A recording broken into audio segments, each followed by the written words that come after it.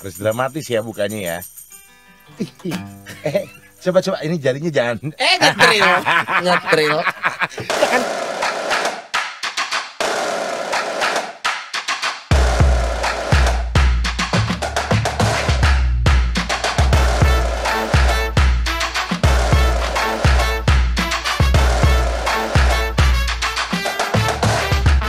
Gitu dah. Iya. Emang salah? Siapa tuh benar?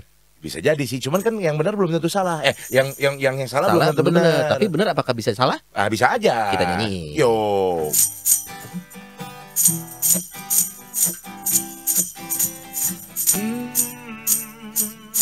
Ternyata aku salah sangka kepadamu. Ku terlalu Cemburu. Ternyata aku benar. Kamu benar. Benar Setia padamu. aku Cinta. Yakin love is you. I want you. Gimana? I with you. I love you. Di dalam oi.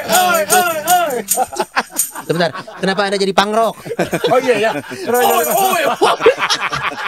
Kebayang kan nggak lucu ya kalau misalkan fans JKT48. Woi. Suaranya bos, woi. Sabar mas, kesian, kaget. Nggak ada bakat buat jadi wibu dan sebagainya. Aduh, kaget. Mungkin kalau wibu-wibu mungkin ada bakat. Tadi kita nyanyi benar salah. Ya. Walaupun di akhirnya salah ya, hancur itu tadi.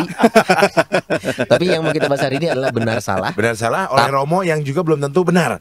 Benar. Udah pasti benar. Cuman kesalahan kita ngundang dia. Ada Pak Suraloy. Ini adalah bintang tamu yang keseringan. Dan hari ini seperti biasa dilengkapi dengan 2 minuman, 1 botol pembersih pemutih, 1 lagi adalah hand sanitizer. Betul. Tahu nggak kenapa hand sanitizer hanya efektif 99%? Kenapa? Membunuh kuman. Kenapa? Sepersennya kenapa? Yang nguburin kumannya seperti itu. Benar ya. Kalau semuanya mati, Sama mati kesian. Gak ada yang ngubur. Gak ada yang ngubur. Harus ada 1%. Dia nguburin. yang melanjutkan generasi kuman siapa? Iya, makanya, Itu tuh legacy. 99%. Legacy bro. Sepersennya nguburnya masuk akal. Iya. Masuk. Saya Salah juga. Saya punya banyak materi siaran saya soalnya. Itu jokes bapak-bapak semua. Banget. Hai umat sekalian, apa kabar? Yes, Kita mau baik-baik bahas sesuatu yang biasa aja. Ini sebenarnya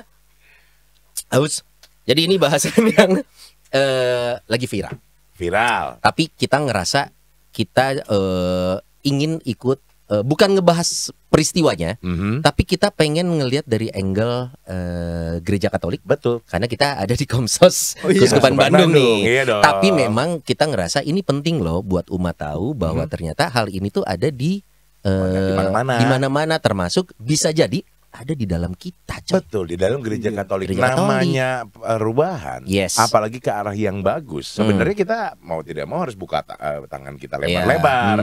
Perubahan yang baik ke arah yang lebih baik lagi. Betul. Harapannya seperti itu. Kenyataannya gimana? Nah, makanya kita ngebahas perubahan ke arah yang lebih baik itu harusnya progres. Betul. Safe. Dipisah.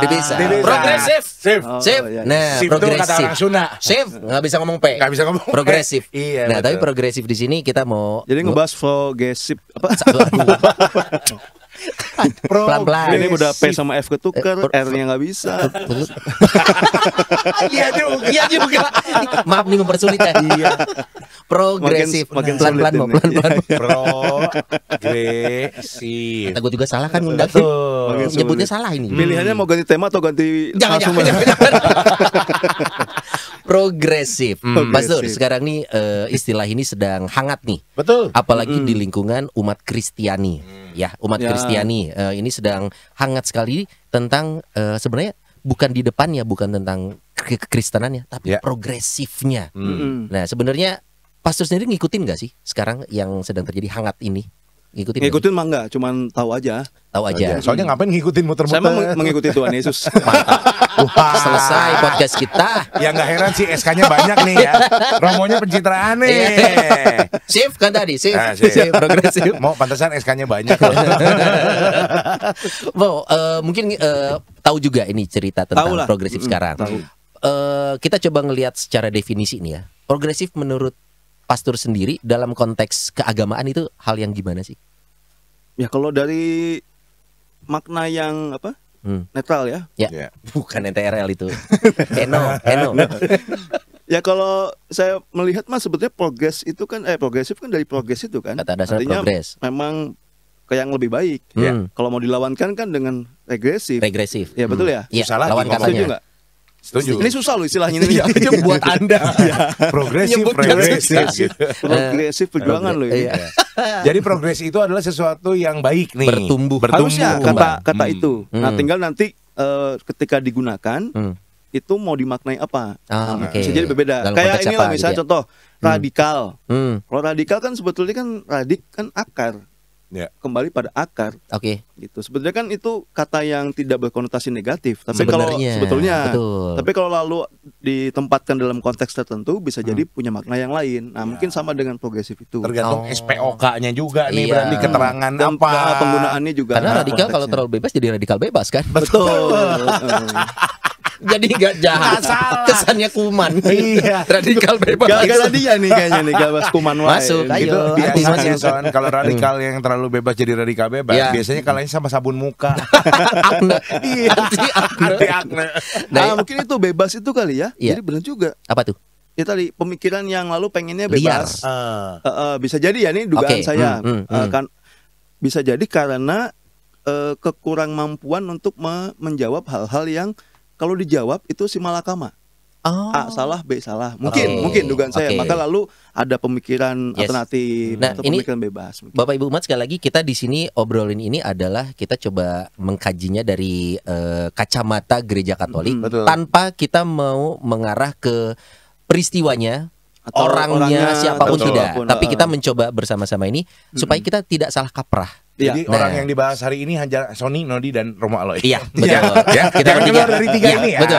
Nah, Bang, tapi gini, saya mungkin punya cerita sedikit ya. Ya. Kenapa orang tua saya kan bergereja di HKBP. Mhm. Kurang Batak apa nyokap gue. Yoi. Baru pardede, sintua gereja gitu. Tapi terus terang, saat itu kenapa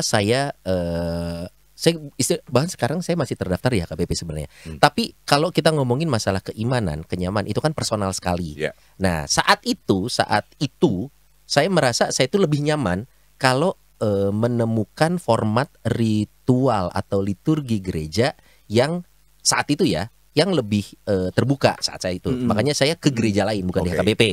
Nah, ini bukan tentang benar salah gereja yang lama, tidak, sama sekali tidak. Ini hanya tentang saya mah nyamannya saat ketemu yang lebih open buat saya. Ya. Nah, menurut pastor sekarang tuh itu bisa masuk kategori progresif nggak sih? Karena kan ada dua sisi nih, ada pelaku dan ada yang jemaat, Pelakar, ada betul. umat gitu loh. Mm-mm. Nah, progresif itu harusnya di sisi yang mana nih pastor? Apakah penyelenggara ibadahnya atau orangnya atau umatnya? Itu kan progresifnya mungkin bisa beda-beda tuh pastor. Ya kayak umat Katolik lah. Kan kita ngomongin internal Katolik Ya, ya. Misalnya kalau fenomenanya adalah romonya kalau khotbah bikin ngantuk, ya kan? Iya, iya. Oke. Nah, lalu solusinya apa? Berlatih Harusnya public speaking mungkin bagi romonya. untuk romonya romonya. salah satunya. Oke. Lalu memperdalam refleksi, Refleksi, ya kan? oke. Pemahaman Alkitab segala macam lah. Iya. Jadi Betul. ada upgrading juga dari Itu dari imamnya, angle romonya. Dari angle romonya. Dari umatnya Umatnya. misalnya mengatur jam tidur. Oh iya. Oh, biar nggak ngantuk Supaya Ya nggak enggak ngantuk. untuk pas misa. Oke. betul. Walaupun mungkin pembawaannya membuat santai, tapi jangan Iya, ngantuk. heeh. Tapi nggak boleh makan permen ya. Itu kemana kita bahas? Nggak boleh sebut. makan Pak permen baru dikit ditegur aja. ya kemarin kayaknya. Lagi Ya. bisa makan permen. Emang mentos atau subus tapi kokoriko nggak boleh. Di misa. Jangan lah. Nggak boleh. Bukan untuk penghilangan tuh Lagi gitu. makan tumpeng gitu. Oh iya, makan tumpeng tuh habis misa biasanya, ya kan? Iya, apalagi pakai tunjang.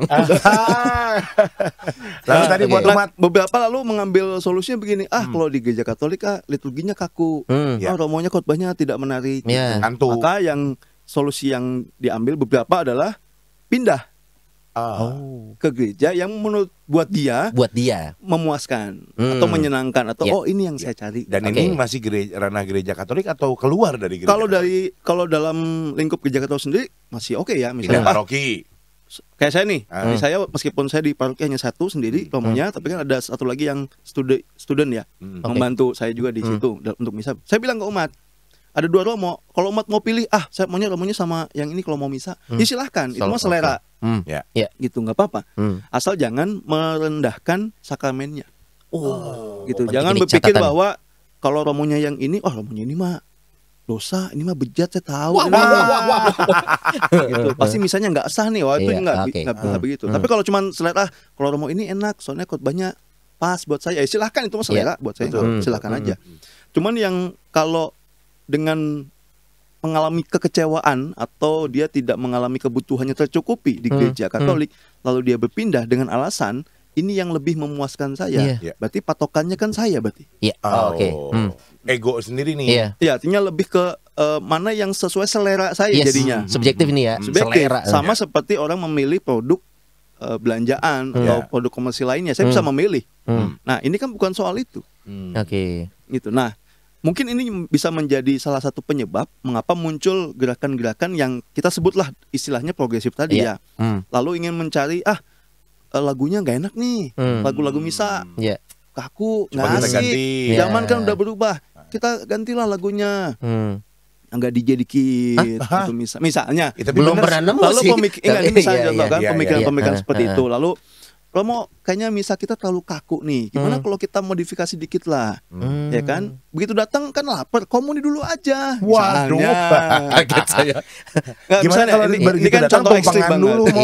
Potongan dulu baru misa gitu. Saya memang belum pernah komuni, tapi satu komuni tidak mengenyangkan. Nah iya, kalau mau gitu silahkan, nanti Anda kalau potong kue, makan dulu baru dipotong. Dalam perut dipotong, coy. Silahkan mau dibawa. Nah, sebetulnya kalau buat saya perubahan-perubahan itu kita mesti melihat konteksnya dulu. Apa yang mau diubah? Mengapa diubah dan mau diubah kemana? Karena dalam gereja Katolik banyak perubahan. Ternyata ya. Banyak sekali. Contoh liturgi aja. Artinya liturgi yang kita jalani sekarang itu banyak mengalami banyak perubahan. Yang nggak usah jauh-jauh, sebelum Vatikan kedua imamnya kan membelakangi umat. Yang lalu beberapa sekarang masih dipraktekkan ya, misal Tridentin itu membelakangi umat, sekarang menghadap umat. Tentu dengan makna yang bisa dipertanggungjawabkan kan gitu. Berubah. Dulu kalau misa zaman abad-abad dulu, ya saya juga belum lahir ya. Iya pasti. Waktu itu bukannya masih jadi pasukan Romawi? Pasukan Romawi. Panitia sih. Panitia. Itu komuni, hosti, rotinya gede. Segede roti, bener roti. Segede gaban. Roti-roti yang memang di kalau kita lihat film Yesus misalnya, kan roti makanan kan. Betul, makanan yang mengenyangkan begitu. Roti itu sobek dipakai buat perjamuan. Dan sekarang kan karena alasan praktis, alasan karena umat juga semakin banyak. Lalu kita dapatin sekarang yang kecil-kecil buat umat. Romo mau tetap gede. Romo iya benar. Ya sirgi. Kenyang ya, darah Kristus juga sama. Lalu tata liturgi. Itu kan terjemahan lah, terutama ya misalnya terjemahan kita berganti-ganti. Gitu. Ada yang berubah. Konsili Vatikan kedua itu kan kurang perubahan apa itu? Tentang bagaimana gereja memandang dunia. Itu berubah. Kalau Paus Yohanes 23 kan menyebutnya aggiornamento, membuka jendela supaya yang di dalam mendapatkan udara segar dari luar, lalu juga bisa memandang keluar. Yang luar pun juga bisa punya akses ke dalam. Gitu. Selama ini waktu itu ya konteksnya kan banyak bapak gereja menganggap kita nih terlalu menutup diri. Banyak hal yang kalau tertutup jadi pengap dalam itu. Maka ayo kita buka jendela. Kita lihat di gereja sekarang dibukain jendelanya. Kalau penuh itu panas dalam arti sesungguhnya. AC-nya lagi di servis loh di. Iya, pantesan. Yang di luar bisa lihat ke dalam betul. Ada tukang AC-nya di sini. Kalau nggak kelihatan masih pakai LCD, kelihatan juga ke dalam. Jadi itu konteksnya kalau yang disampaikan Pastor Aloy ya memang ada alasannya. Apa yang diubah, tujuannya apa itu tuh harus jelas. Baik, sebenarnya itu bahkan dirasakan atau tidak mungkin sama umat juga karena secara tidak sadar ya. Secara tidak sadar. Kalau mungkin umat-umat yang mengalami dulu zaman Romonya membelakangi umat sampai sekarang kembali lagi menghadap ke umat gitu ya. Ya mungkin iya bener pernah ngalamin. Cuman kalau memang yang nggak pernah dan tiba-tiba datang dan jadi Katolik ngerasainnya sudah seperti sekarang nih, ya pasti perubahan apa rasanya nggak ada deh. Lagunya tetap begitu. Tapi kan liturginya tetap begitu. Sebenarnya memang jadi highlight ini kan perubahan itu kan berbeda dengan progresif. Kalau berubah, tapi progresif ini kan perubahan yang naik kelas nih harusnya punya makna yang lebih gitu. Nah kalau tadi kan dalam tataran liturgi nih, pastor. Pastoral juga misalnya, contoh dulu agak terkesan dalam berpastoral itu gereja itu pastor sentris. Semuanya pastor, gimana kata pastornya, semua pastor yang ngejain. Nah sekarang kan tidak, umat lalu semakin banyak dilibatkan. Itu kan juga berubah toh. Ya, dan itu hal yang baik, progresif. Itu hal yang baik. Nah mungkin yang sering jadi perdebatan adalah kalau ini memasuki ranah sesuatu yang bagi beberapa orang ini harusnya tidak boleh diutak-atik, fundamental. Mengapa kok diubah-ubah? Bisa jadi begitu. Ada gitu. Jadi mungkin konfliknya itu terjadi kalau sesuatu yang harusnya ini fundamental, ya mutlak katakan begitu, lalu diubah atau diinterpretasi sendiri. Atau bisa jadi sebaliknya. Sesuatu yang semestinya bisa fleksibel, bisa relatif, tapi kok dimutlakan. Dibikin kalau itu ketukar, itu menurut saya akan menjadi konflik di situ. Hati-hatinya di sana. Dan menjadi kontroversial. Oke, nah ini nih kalau coba kita lihat kondisi yang ada sekarang nih. Kondisi yang ada sekarang kan kalau kita ngomongin progresif di Kristianitas nih ya, di Christianity nih, bahwa ternyata mungkin kalau yang saya tangkap akhirnya mungkin itu yang terjadi, Pastor. Karena ada yang kita menganggap kita masuk surga neraka karena penebusan. Berbuat baik adalah kewajiban kita karena kita sudah ditebus. Buat mungkin beberapa orang menginterpretasikannya ya berbuat baik jadi syarat. Tapi padahal mungkin yang kita kenal selama ini berbuat baik ya lu kewajiban kita sebagai pengikut Kristus, kita sudah ditebus gitu. Nah, karena kan kitab suci kita ini kan orang bisa menafsirkan siapapun, bagaimanapun, dengan kondisi apapun, apalagi ada labeling bahwa dia pemimpin umat nih, Pastor. Ini kan semua makin makin jelimet bahasa ininya ya. Nah, semua elemen ini tuh berarti punya peranan penting dong, Pastor. Dan harus hati-hati. Betul, harus hati-hati supaya tidak saling mengambil alih. Contohnya penafsiran Alkitab misalnya. Umat boleh nggak menafsirkan? Ya boleh. Selaku individu yang membaca boleh. Kan setiap kali kita membaca sesuatu pasti kita menafsirkan dong. Nggak mungkin tidak. Betul. Apapun itu ya. Apapun bukan itu. hanya kitab suci. Mau baca, mau nonton. Betul. Kayak judulnya Romo Aloi dulu kan. Ya Pastor, aku hamil. Iya. Oh iya. Betul. Itu kan gimana umat menafsirkan. Iya. Zaman sinodi masih gede ya? Maaf? Kapan kecilnya gue? Sampai hari ini berarti? Berarti masih udah lama banget itu. Iya. Oke. Itu kan persepsi kan? Betul. Tafsiran Alkitab kan ada macam-macam ya. Ini ditafsirkan seperti apa dulu? Kalau tafsiran misalnya ayat ini berbicara apa untuk hidup saya secara personal, itu masing-masing umat silahkan menafsirkan. Gitu kan. Tapi kalau lalu tafsiran misalnya dari akar katanya, itu kan mesti studi. Ada tekniknya, itu kan menafsirkan. Contoh misal gini nih, ketika saya pastor, ya kan, lalu atau Father lah ya, Father misalnya, lalu dalam perjalanan panggilannya dia jatuh cinta pada perempuan, namanya Maria. Lalu dia bimbang kan, disuruh sama Romo Rektornya, yaudah kamu berdoa, baca kitab suci, devosi, minta bimbingan Roh Kudus. Besoknya langsung pamit. Waduh Romo, saya sudah yakin saya akan keluar. Loh kenapa? Malam saya baca kitab suci, saya buka Matius 1 ayat 20. Isinya? Jangan takut mengambil Maria sebagai istrimu.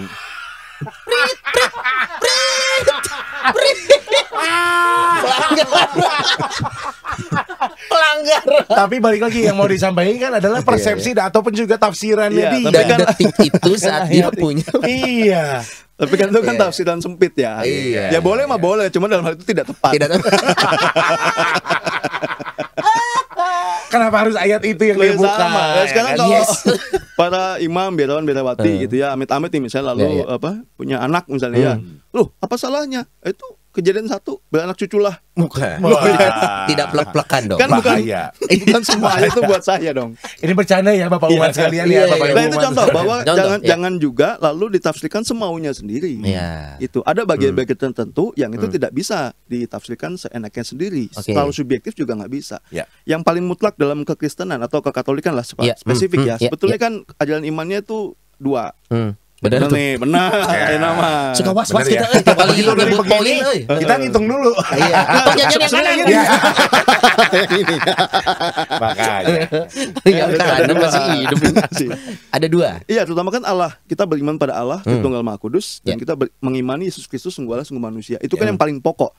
Kalau Nodi, Misa misalnya ya. Kok Romo khotbahnya gini asal nggak cocok, nggak, dosamu masih diampuni.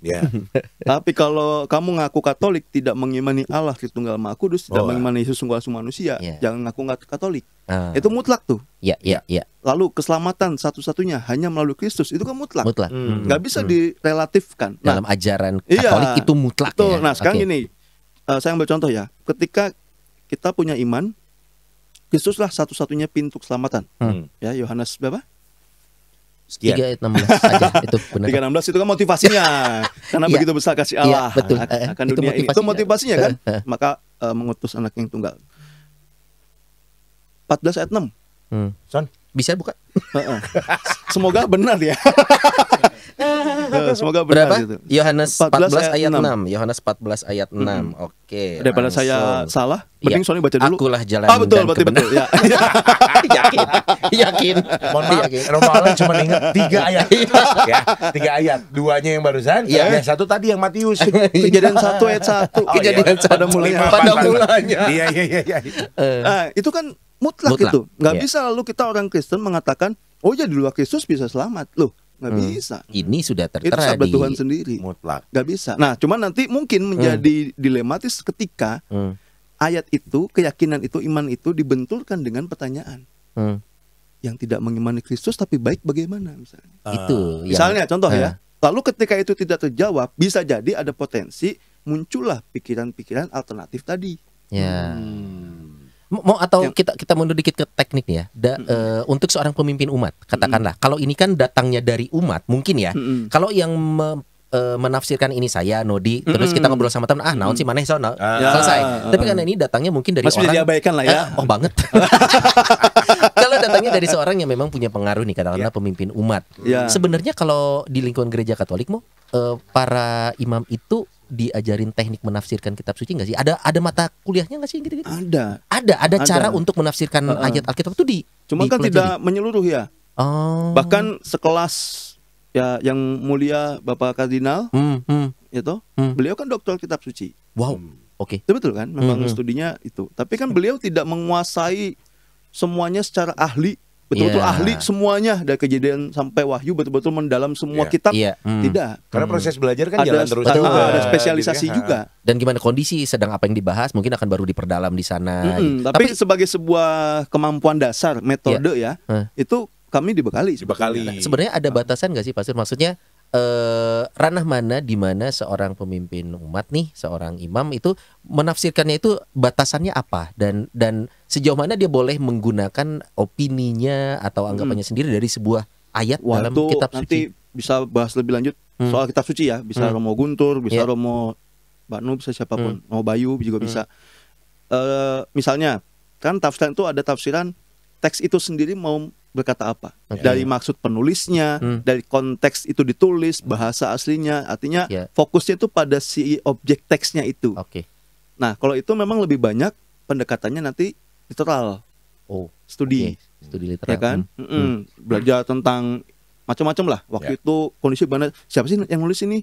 Dia siapa sih kalau nulisnya begitu? Antropologisnya dibahas, sosiologisnya Matius dibahas. itu kan orang Yahudi, maka teks-teksnya dia akan banyak bernuansa adat istiadat Yahudi. Lalu juga sedang apa dan di mana juga dia lagu. Tapi enggak, dia sedang apa, di mana, ngapain, konteks dia menulis. Betul kan? Benar. Dan keseluruhan konteksnya enggak cuma ayat tapi cerita sebelumnya juga dilihat setelahnya. Nah, lalu ada misalnya penafsiran yang lebih menekankan pada si pembaca. Jadi dia misalnya, mohon maaf ya, tanpa ada studi kitab suci, tanpa apa, dia baca kitab suci. Karena saya orang Katolik nih, baca. Iya, nggak pernah ikut kursus kitab suci, nggak pernah apa-apa, baca. Lalu dia berdoa, Roh Kudus tolong bimbing saya supaya saya bisa memahami firman-Mu dan saya bisa menghayatinya, meresapkannya dan melaksanakannya. Lalu ketika membaca dia mengalami sesuatu yang berkaitan dengan hidupnya. Boleh nggak? Ya boleh. Benar. Jadi itu ayat masuk sebenarnya ke dia. Bisa jadi ketika Sony yang baca, ayat itu berbunyi berbeda. Iya, atau biasa saja maknanya. Bisa jadi berbeda. Experience-nya yang beda. Experience-nya beda. Biasanya tafsiran masyarakat umumnya nih gitu ya. Terhadap ayat biasanya adalah yang sering kali di highlight ayat itu doang. Pergilah, jadilah penjala manusia. Ini kan sering banget. Semua orang diginiin. Iya kan?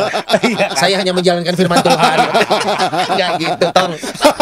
Tapi benar loh, itu kan sering banget jadinya pas lagi dipraktekkan adalah Sony agamanya Kristen Protestan, gua ajak-ajak masuk Katolik. Saya sedang menjala manusia. Betul. Apalagi kok udah gitu pemakaran katanya pun salah. Sabda Petrus pada Petrus, Yesus pada Petrus ya. Sarungkan pedangmu, aknya pedang gajah duduk. Bukan, sarung itu bukan dong. Sarung wadah. Gajah duduk. Kalau wadah make apa? Wadah. Kalau wadah band. Kang Erlan. Meluas gini obrolan. Nah, itu jadi menafsirkan boleh, itu dia. Perubahan itu selalu akan ada. Hanya jangan ketukar. Ubahlah yang memang itu sebetulnya memang bisa diubah dan harus diubah. Karena contoh ya, Alkitab itu sudah tanda kutip itu sudah mati penulisannya, sudah berhenti. Iya. Benar. Gitu. Pewahyuan yang lalu kita imani itu dalam Alkitab itu sudah selesai. Tidak ada nanti kita menunggu versi 2.0 Alkitab gitu udah enggak ada itu. Sequelnya Alkitab atau triloginya Alkitab itu tidak ada. Dan itu sudah ditulis berabad-abad yang lalu. Tidak diubah-ubah lagi. Penerjemahan masih mungkin berubah. Sampai hal ini penerjemahan berubah karena memang bahasa itu kan berkembang ya. Betul. Tapi teks itu berhenti sampai di situ. Apakah teks itu hanya berlaku bagi orang pada zaman itu? Kan tidak. Ketika teks itu ditulis, situasi zaman belum ada WhatsApp, belum ada Instagram, belum ada begini podcast belum ada. Gini-ginian belum ada. Om Stef belum ada. Apalagi. Tapi Om Stef katanya di situ udah ada. Jadi yang nyiapin baskom pada saat pembasuhan kaki. Nyiapin baskom sama air. Saya yang mecahin kendi pas bahtera lepas, mecahin kendi. Itu yang moto penjamuan siapa sih? Nah, ini sekalian. Om Stef tolong fotoin. Ngerepotin aja. Oke, jadi apakah lalu teks itu mati sampai di situ? Kan tidak. Teks itu kan menerangi setiap zaman, menerangi setiap generasi, lintas tempat dan waktu. Ya kan? Nah, maka yang berubah bukan teksnya, jangan teksnya yang diubah. Tapi adalah dan zaman itu pasti berubah. Nah, maka yang diubah adalah bagaimana supaya teks yang sama ini, yang tetap ini, yang value-nya tetap ini, tetap bisa relevan untuk setiap zaman. Nah, itulah dibutuhkan perubahan-perubahan dalam misalnya merelatekan gitu. Supaya ini relate. Lebih kekinian. Jadi bukan menyesuaikan teksnya dengan zaman, bukan. Tapi bagaimana supaya teks yang dulu itu yang tidak berubah itu tetap bisa menerangi setiap zaman, relate setiap generasi. Tapi kalau nanti pada akhirnya kita jadi bertanya-tanya nih. Mungkin ada yang tidak tahu juga nih. Saat memang kitab suci kita, Alkitab kita kan itu sudah sahih nih ya, sudah enggak diotak-atik lagi gitu. Lagi di otak-otak ya. Waduh, otak-otak. Iya, jangan lupa dicocol ya. Bumbu kacang. Di dalam kan ada tantri itu, tantri otak.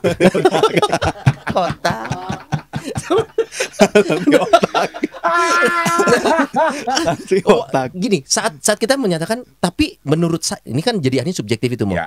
Dia punya kapasitasnya siapapun. Ini kita tidak bicara directly ke seseorang ya, tapi siapapun ternyata enggak. Dari yang saya yakini, saya berdoa nih baca dan saya ternyata interpretasi menurut saya nggak gini gitu. Itu tuh apakah berarti gereja bahkan tidak memberi kesempatan orang untuk menafsirkan lebih jauh dan harus menerima bulat-bulat apa yang sudah disampaikan gereja gitu? Karena gereja misalkan konteksnya adalah ini, akulah jalan kebangkitan dan hidup selesai. Tapi kalau misalkan kayaknya gue masih bisa bukan mendebatkan ya, tapi kayaknya ini menurut gue gini deh. Interpretasi gue kayaknya gini deh. Walaupun itu hal yang baik mungkin ya, secara hidup bersosialisasi, bermasyarakat. Tapi Alkitab mengatakan tidak gitu. Nah, itu tuh tidak ada upaya memang untuk mendiskusikan ini ya, Moy.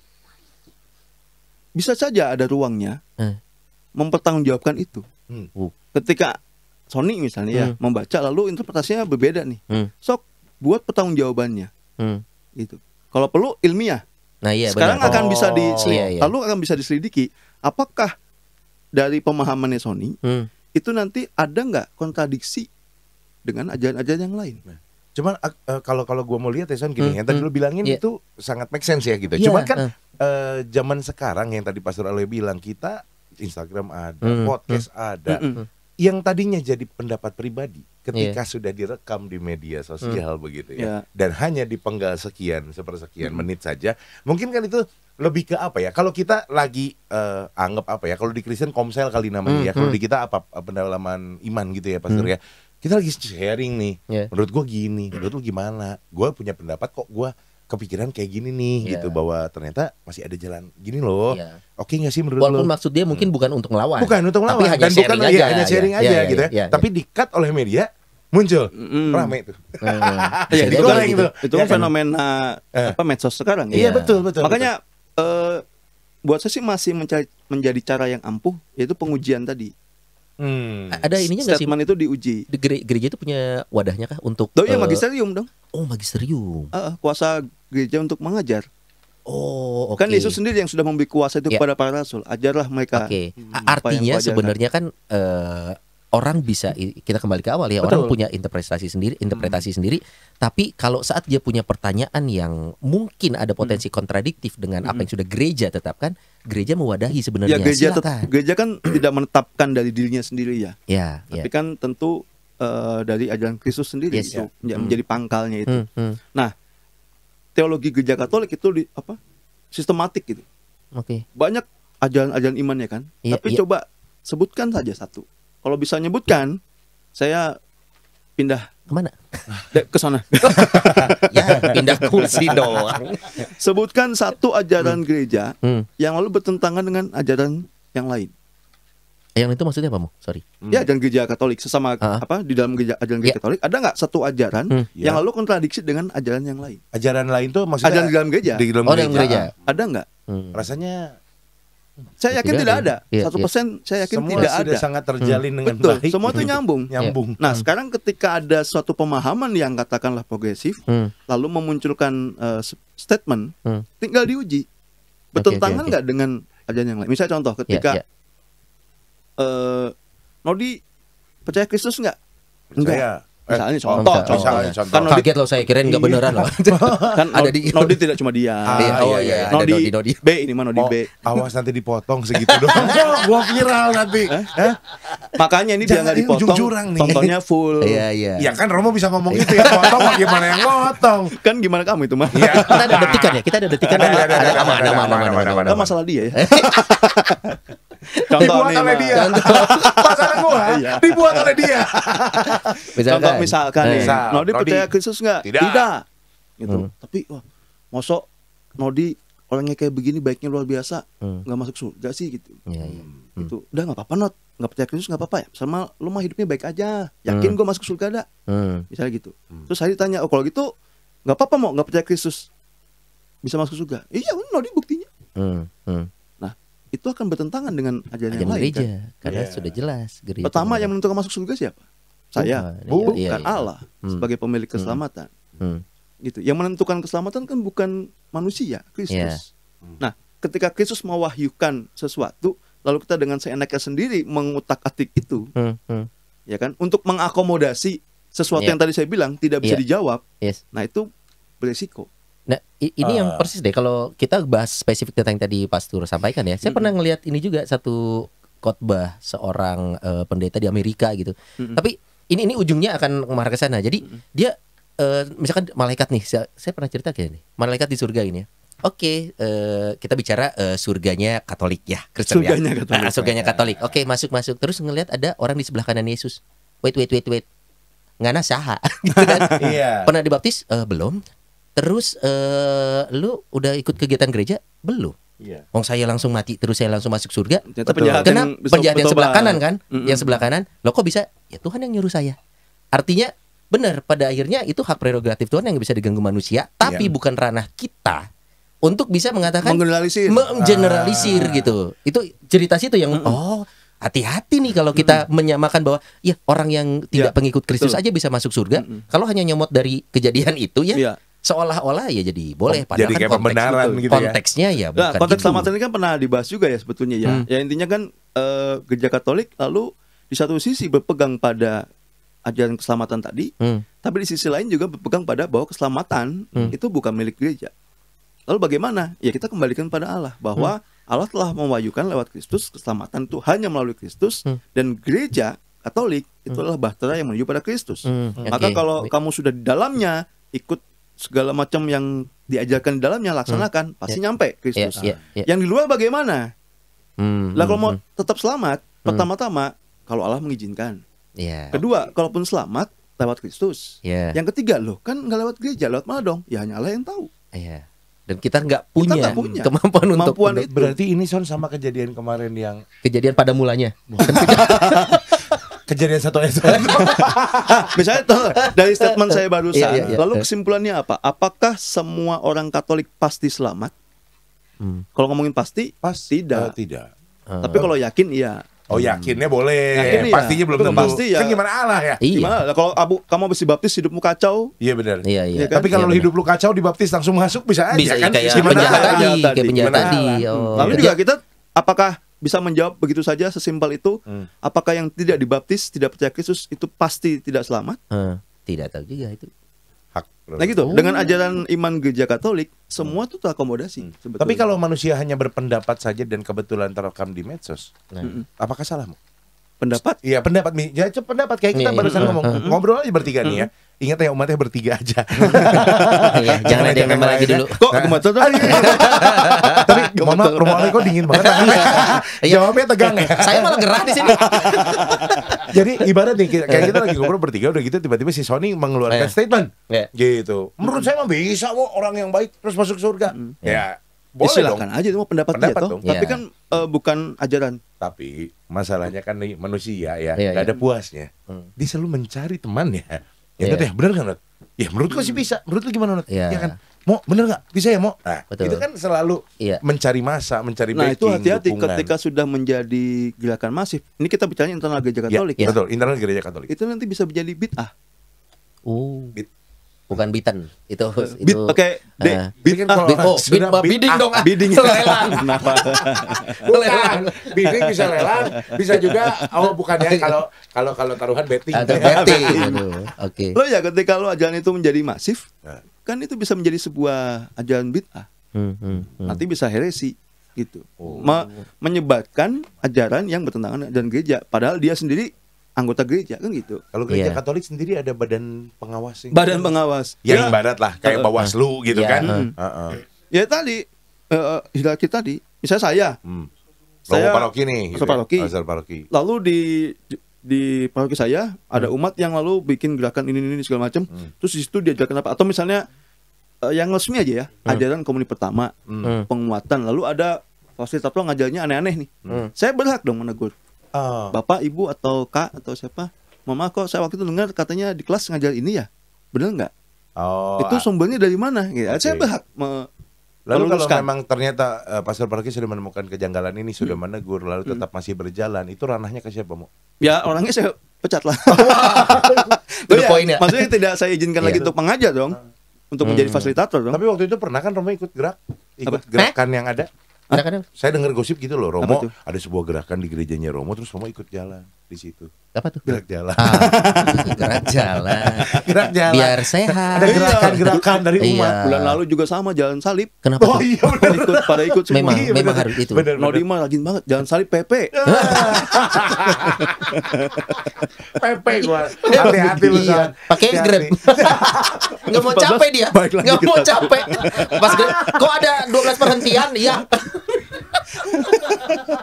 Nggak mau capek. Pastor, ini bisa naik lagi ya. Kalau lalu saya yang membuat kesesatan, uskup yang bisa bertindak. Oh iya, di atasnya kan hierarki tadi sistematis ya. Betul. Lalu yang melaporkan itu siapa? Umat atau kita pun punya kewajiban kita. Dan ini pernah terjadi. Pernah terjadi. Ya saya nggak usah sebutkan tempatnya dan siapanya.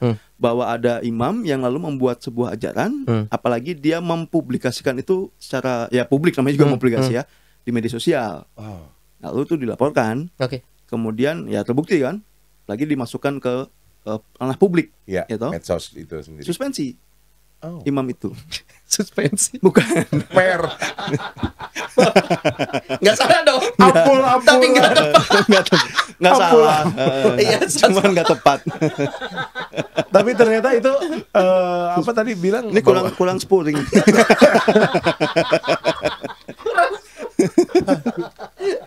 Suspensi itu maksudnya di suspense.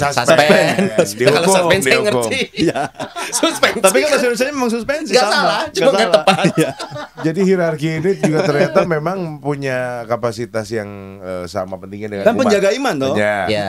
Kalau umat mengawasi dari sekitar kanan kiri, tapi kalau misalnya hierarki ya mungkin dari atas ke bawah melihat bagaimana struktur ini berjalan dengan baik dan benar begitu ya. Pastor, kalau saya coba lihat di kondisi yang lain ya, sepertinya nih progresif ini di lingkungan Kristiani ini. Takut salah. Kalau Kristiani itu Romo Pongkop. Sepertinya ini nggak sih efektif atau mengena di lingkungan anak muda. Ini bukan ya, karena gini, kalau kita ngomongin dulu pernah ada episode nanti yang ngomongin tentang apakah Tuhan masih ada di anak muda, gereja masih diterima apa tidak gitu. Saat sebuah ajaran ini ngerasa lebih relate dengan orang-orang yang ngerasa butuh ya gereja, mungkin ketuhanan itu sifatnya abstrak. Banyak orang yang untuk menggapai itu sulit gitu. Saya yang realistis aja, hidup kanan kiri, ketemu orang, bersosialisasi. Saat ada ajaran yang mengatakan bahwa saya nyaman nih sosialisasi dengan orang-orang sekitar saya dan make sense kok. Saya hanya harus berbuat baik gitu. Di satu sisi ini hal yang bisa diambil, nggak seluruhnya nggak sih, dalam artian ya kita emang harus berbuat baik ke semua orang gitu. Itu pada akhirnya kan bisa mengencourage gitu. Tapi sayangnya mungkin ada firman Tuhan yang sifatnya absolut tadi yang jadi tertutup oleh hal itu gitu. Tapi di satu sisi ini kan lebih bisa diterima anak muda lebih mudah diterima karena itu bersinggungan langsung dengan hidup mereka gitu. Apa enggak dicoba dikaji itu dan kenapa lebih mudah menyerang anak muda di era sekarang nih, saat kita berharap keimanan anak muda jangan hilang. Sekarang banyak anak muda, nggak mau judgmental, tapi di pengalaman saya juga mulai meninggalkan agama, makanya ada ateisme, kemudian agnostik. Tapi di satu sisi malah jadi rajin, di satu sisi nih malah jadi kenal agama, malah jadi mencari tahu agama, walaupun mungkin yang sampai ke mereka sekarang ini pro kontra gitu. Supaya kelihatan romonya ya. Banget. Saya asik. Parah sih. Asik. Rusak. Saya udah kelihatan dari kolar udah jelas. Nggak usah lagi. Saya ambil aja dari pengalaman Yesus sendiri. Ketika dia menggandakan roti. Meskipun hasilnya nggak tahu ganjil apa genap. Iya. Pokoknya banyak. Iya banyak. Tapi kalau pas ganjil ditilang mau. Iya itu gage, ganjil genap. Mana ada roti gage. Roti gage. Awas ya, ada umat bikin merek roti gage. Awas deh. Gara-gara rumah Aloy. Ada King Cobra gage. Gaga. Ketika Tuhan Yesus memperbanyak roti dan ikan itu, makan 5.000 orang laki-laki, tidak termasuk perempuan dan anak-anak, semua orang mengikuti dia. Tapi ketika dia mengajarkan tentang akulah roti hidup, dagingku betul-betul makanan, darahku benar-benar minuman, semua orang pergi. Tinggal para rasul kan. Yesus nantang mereka, kamu gak mau pergi juga? Nah artinya Yesus berani mengambil resiko bahwa ajarannya tidak menyenangkan bagi banyak orang. Mungkin juga tidak mudah diterima. Tidak mudah diterima juga. Tapi apakah lalu Yesus kompromistis dengan itu? Nggak jadi. Bercanda gitu lang aja kabul. Sini balik lagi. Maunya apa? People pleasure jadinya nanti. Yesus tidak begitu. Dia tetap ambil resiko dengan apapun resikonya ya. Betul. Ketika itu makanya kalau itu kebenaran mutlak, tidak membutuhkan persetujuan orang. Bahkan semua orang tidak setuju pun tidak menjadikan yang benar ini salah, yang salah itu betul. Ini agak relate sama yang kemarin kasus yang penusukan di Australia itu, Son. Kita pemimpin umat itu ya. Berdebat. Ortodoks ya kalau nggak salah ya. Iya, ortodoks. Saya berdebat bahwa ini kayaknya terlalu banyak nyinggung kanan kiri. Tapi kalau kata Sony, enggak, depan belakang. Kanan kiri. Diagonal kanan, diagonal kiri. Wah, susah. Kalau kata Sony enggak, dia kayak yang yakin banget apa yang dia ucapkan gitu loh. Ya keimanannya dia ya, ibaratnya gitu loh. Ya artinya itu tadi. Apakah berarti kita harus hati-hati apa nih kita karena gini, ada kalanya untuk orang yang selama ini jarang tersentuh firman Tuhan, tidak mencari tahu bahkan kemudian menemukan yang buat dia nyaman. Mungkin itu buat dia adalah firman pertama. Dia mungkin belum mencari tahu bahwa ini ada ayat yang sudah sedemikian saklek ya. Jalan kebenaran hanya satu gitu. Tapi kita tuh harus pandai seperti apa mencari tahu. Saat kita sudah menemukan, menurut gua sih ini sih. Ya, maka indikasinya bukan pertama-tama yang menyenangkan, memuaskan. Tapi indikasinya adalah yang benar dan menyelamatkan. Nah, itu. Jadi jangan membuat ukuran asal saya, yang penting buat saya pas, buat saya ini Enak, berarti itu nyaman. benar. Enggak, kebalik. Kebalik. Justru saya meyakini bahwa itu benar, dan bagaimana saya lalu membuat hidup saya in dengan itu, sehingga hidup saya pun juga akhirnya nyaman juga dengan apa yang saya imani kan. Jangan dibalik. Saya bikin nyaman dulu, lalu saya jadikan benar. Oh iya. Ini nambelin yang Sony bilang tadi, mungkin lebih ke yang umat entah berantah nggak pernah beragama sebelumnya, tiba-tiba ya kalau zaman sekarang kita lihat kan juga banyak kemasan ya mau gitu, packaging yang bagus sekali gitu, baik dari mungkin lagu, mungkin juga tata cara dan ataupun juga kayak packaging lah ini. Lalu si Sony misalkan yang belum pernah beragama ini tiba-tiba terbawa, ayo datang yuk, datang yuk. Iya seru ya. Gereja Katolik itu seru loh ternyata. Cuman ketika dia datang ke gereja Katolik, loh berbeda. Ternyata iklan. Ternyata iya. Setelah 5 detik bisa di-skip. YouTube. Iya kan? Gimana mau? Ternyata screen saver. Cuma bertahan berapa lama doang. Itu kan ada kemasan gitu ya. Zaman sekarang tuh yang membalut baik itu yang tujuannya memang positif ataupun juga mungkin yang tapi betul negatif. Saya gitu tidak menafikan menafikan. Kemana tuh Edan? Edan. Itu kayak amazed ke diri sendiri. Edan. Emang natural banget ya ini. Kemana tuh Edan. Harusnya itu kita yang ngomong. Edan nafikan. Lo batain gaul di pasar Lembang gini nih. Enggak, karena kata-kata menafikan itu saya taunya dari lagunya Dan Salon Seven. Oh ya, menafikanmu. Menafikanmu ya. Nah, saya tidak menafikan pentingnya kemasan. Contoh, ajaran iman, kebenaran itu penting. Tapi bagaimana public speaking mengemas itu dalam sebuah speech kan kemasan. Iya, betul. Ya kan, kalau misalnya ajaran iman, ya juga tidak mudah diterima umat kan. Kemasan penting, cuman jangan sampai lalu kemasan menghilangkan isinya. Malah orang jadi, kemasannya bagus nih. Betul, isinya. Nggak mau, saya mau bungkusnya doang. Loh nggak gitu Dan. Kemasan itu kan membantu orang supaya menikmati isinya sebagai esensi. Karena kalau kemasannya buruk juga orang sulit menikmati isinya kan. Walaupun pada akhirnya isi dalam kemasan itu kan hasil interpretasi dia sebenarnya. Enggak, itulah kebenaran tadi. Itu yang nggak bisa diganggu gugat. Oke. Isinya ini. Saya coba balik lagi ya. Misal contoh nih, untuk membedakan mana yang mutlak, mana yang relatif ya. Misalnya, misal arwah, itu mutlak itu. Karena kita ada ajaran tentang purgatori. Itu ajaran iman. Kita punya iman tentang kebangkitan, keselamatan gitu kan, hidup setelah mati. Itu mutlak, nggak bisa ganggu gugat. Tapi perkara mau misalnya 40 hari tanggal sekian, waduh saya nggak bisa banget itu, besoknya bisa nggak bisa Romo kan 40 hari jatuhnya di situ, harus tepat di hari itu, kalau nggak nanti dia nggak selamat. Waduh ini. Nah perkara 40, 100 itu yang fleksibel karena bukan itu budaya, mutlak ya. Nggak mutlak, itu budaya. Saya pernah misal arwah itu saya tanya, Pak ini sebenarnya meninggalnya kapan tuh tanggal sekian, terus saya hitung-hitung ya 234 kalau nggak salah tuh hari. Pak ini tanggal apa ini? Hitungan apa ya? 234. Nggak ada mau. Ini mah kamu ngambil waktu supaya keluarga kumpul aja. Karena boleh aja tuh kalau boleh. Karena belum pernah didoain. Setelah meninggalnya belum pernah didoain. Belum pernah ada misa arwah setelah meninggalnya. Dan niat mereka mah memang berdoanya untuk mendoakannya. Dan dalam misa. Dalam misa lalu keluarga kumpul. Bisanya di tanggal itu. Jadi bukan 40 hari 100. Tidak hitungan yang umum kita kenal gitu. Jadi misalkan tiba-tiba saya besok mau misa arwah, boleh aja. Boleh aja. Asal romonya bisa. Karena itu bukan hal yang mutlak dalam ajaran gereja Katolik. Soal angkanya kapan dilakukan itu tidak. Tapi kalau misa arwah 2 November itu sudah itu kalau memang itu liturgi. Oke. Berarti kita pertebal nih Mo. Sebenarnya dalam gereja Katolik nih, kalau saya coba mengaitkan dengan yang lagi hangatnya ini nih, yang jadi bahasan kan adalah jalan keselamatan itu hanya Kristus. Ya, satu-satunya, bukan salah satu. Satu-satunya. Nah, bukan salah satu ya. Bukan salah satunya. Artinya Mo, itu tidak lebih baik jangan ditafsirkan oleh ini sendiri dong berarti ya.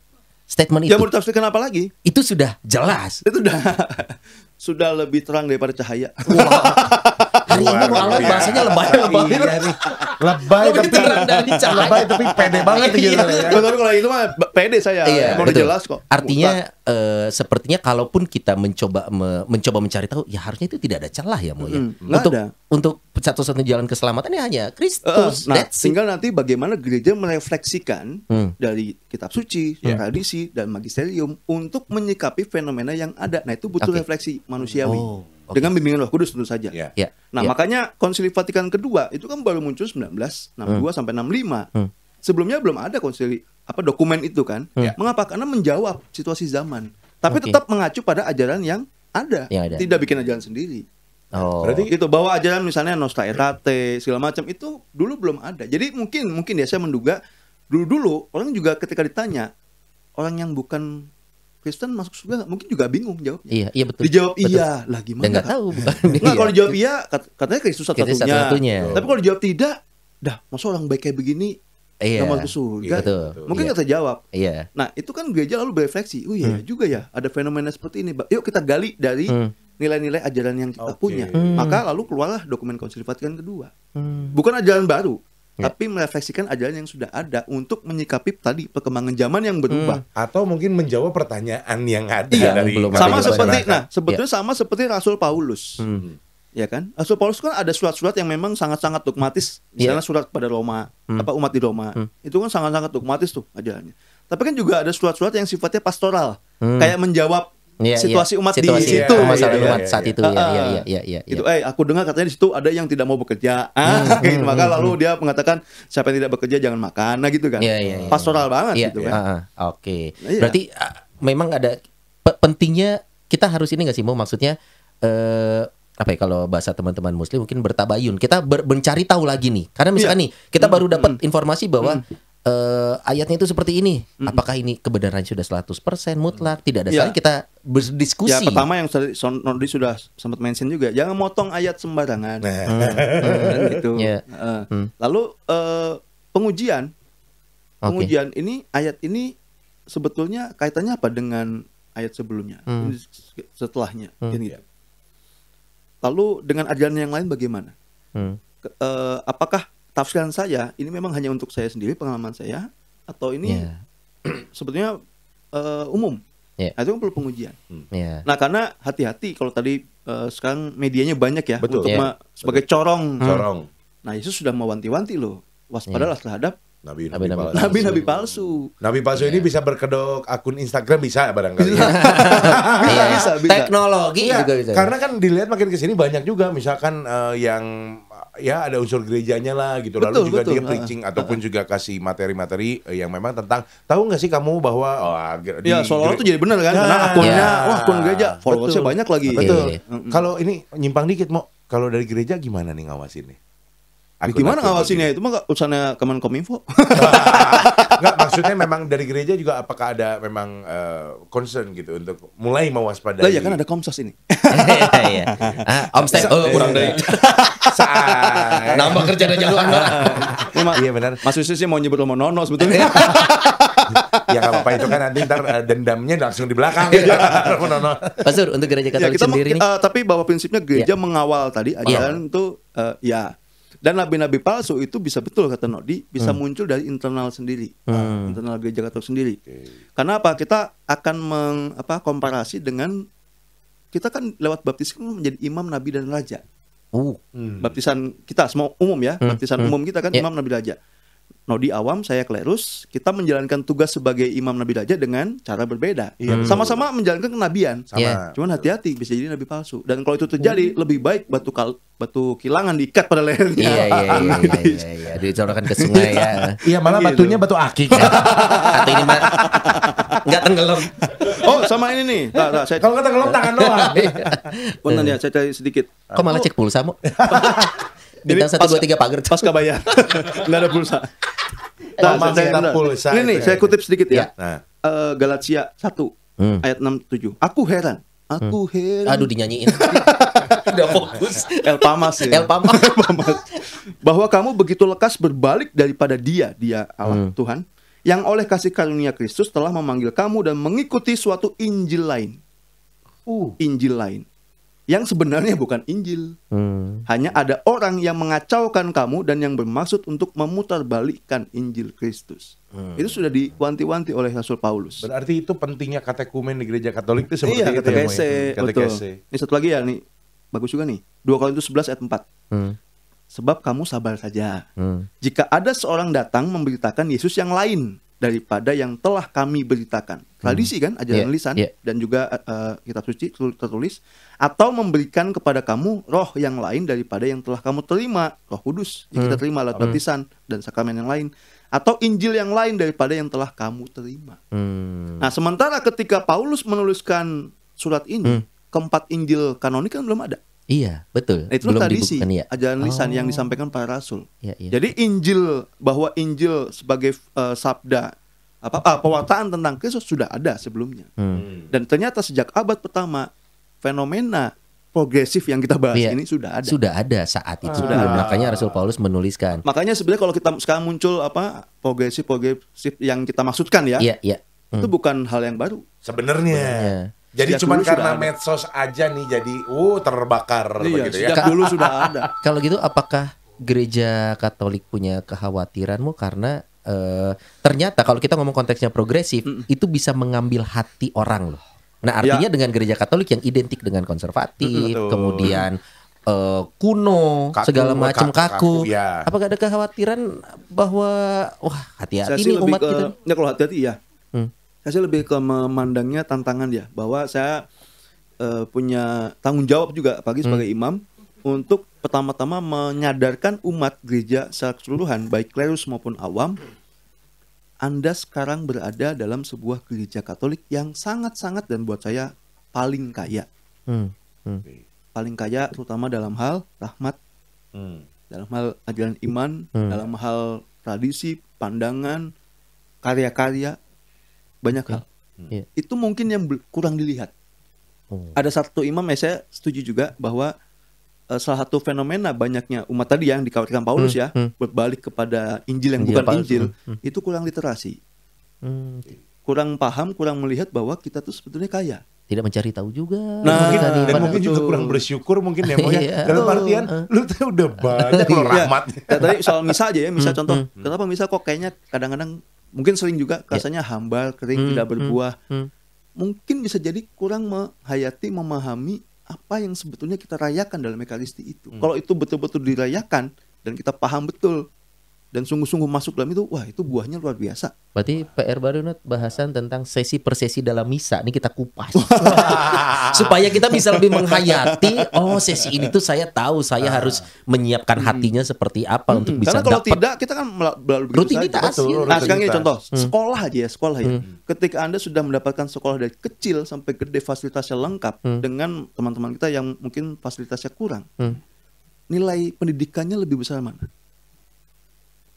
Bagi anak yang mudah mendapatkan fasilitas pendidikan dengan anak yang sulit. Mau ke sekolah masih jalan berapa kilo, berapa jam. Value pendidikan yang didapat oleh siswa kira-kira lebih besar yang mana? Yang sulit. Karena dia butuh effort gitu. Nah, iya. Pendidikannya padahal katakanlah materinya sama gitu ya. Tapi ketika ini lalu dia tahu loh pentingnya ini, maka saya berjuang untuk itu. Wah, luar biasa buat dia. Mungkin yang buat ini ya nggak semua pasti ya. Tapi bagi beberapa mungkin beban. Capek gue ngantuk, males sekolah, males gitu. Kayak gitulah. Jadi bukan sekolahnya yang diutak-atik dalam hal ini, bukan materinya yang diutak-atik, tapi cara kita memandang materi itu, kebenaran itu. Kalau sekarang sedang terjadi ternyata progresif yang tadi kita bahas nih. Ada di lingkungan gereja Katolik, kita nggak tahu. Apalagi saya outsider nih, outsider 2 kali. Outsider yang belum dibaptis ya, bukan Katolik. Jadi kalau ternyata sekarang ada, kita nggak tahu. Saya pribadi juga nggak tahu.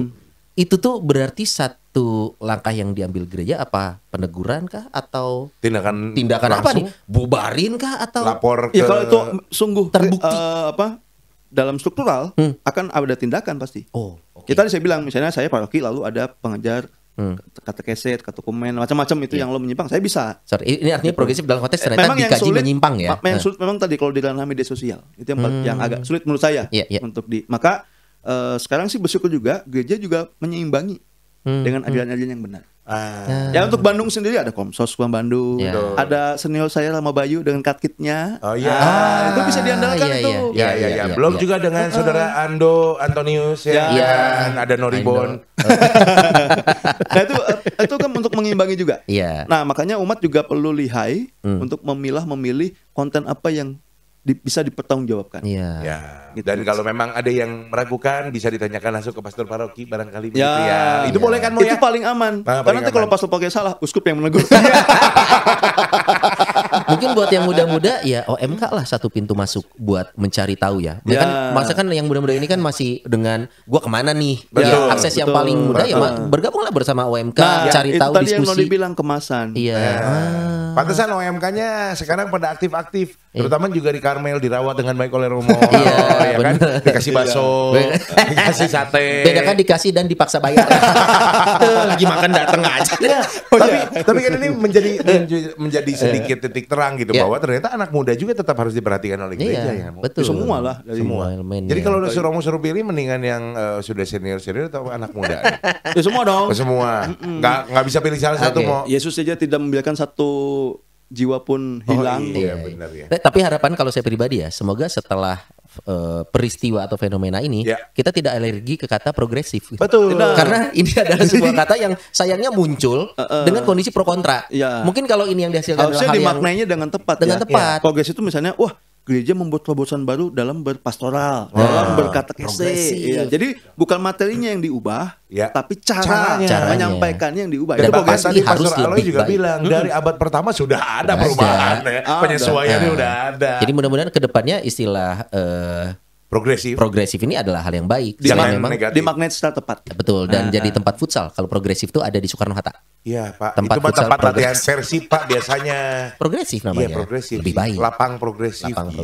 Oke, closing statement dari seorang Pastor Aloy ini untuk hal yang lagi hangat, fenomena yang lagi hangat. Sekali lagi kita tidak judgmental. Ini adalah obrolan kita bertiga yang mengusik, tapi harapannya umat Bapak Ibu juga tidak terbawa ke arah yang salah nih. Silakan Pak. Padahal dari awal sampai akhir sudah statement terus dari tadi ya. Disimpulin.